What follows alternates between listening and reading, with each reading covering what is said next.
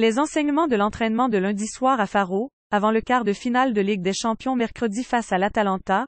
Au fur et à mesure que le choc se rapproche, la tension monte et les joueurs du PSG rentrent dans le vif du sujet.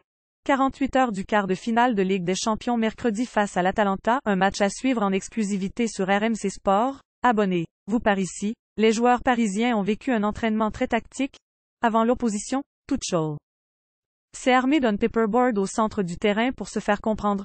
Zoumana Camara et ZS Othello, eux, ont beaucoup discuté avec les joueurs pendant le temps de pause. La bonne nouvelle concerne Kylian Mbappé.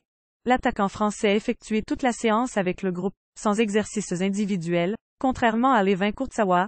Échauffement, étirement effectué après une trentaine de minutes en salle, puis taureau et une opposition, que le numéro du PSG jouait normalement. Neymar très axial presque comme un numéro 10 cette fois, si, pas de Ander Herrera du côté des titulaires, c'est Leandro Paredes qui était aligné.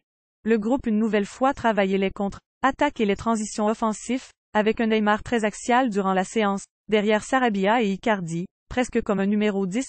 Les deux attaquants partant des côtes pour venir repiquer et faire leurs appels dans l'axe.